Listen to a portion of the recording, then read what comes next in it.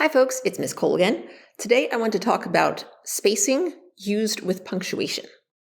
Pretty straightforward. Hopefully this won't take real long. First of all, apostrophes. Apostrophes work pretty much the way letters do.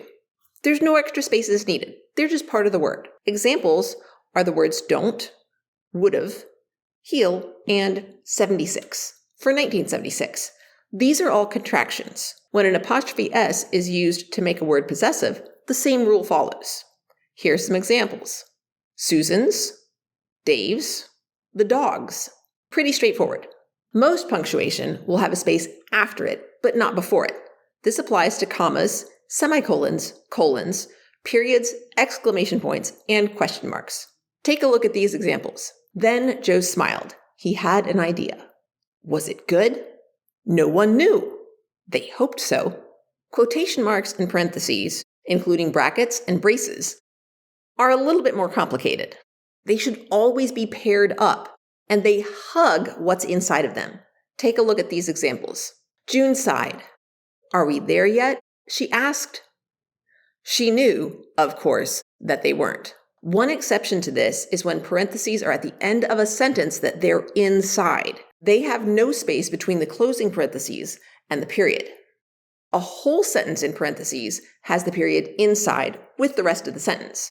Take a look at these examples. She knew that they weren't, of course. Or, she knew that they weren't. Finally, dashes and hyphens. These are significantly less common, but it is still useful to know a few things about them. The most important thing you need to know is that they're not the same thing.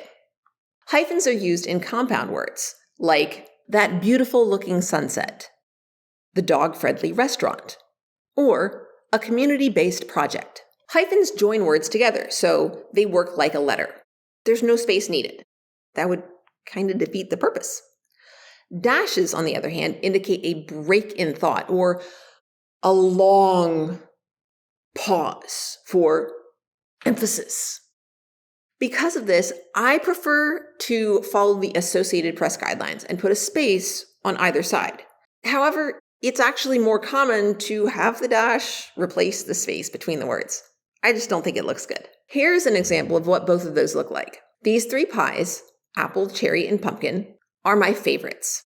You can write any academic paper without using dashes. You have to use special key combinations to access them.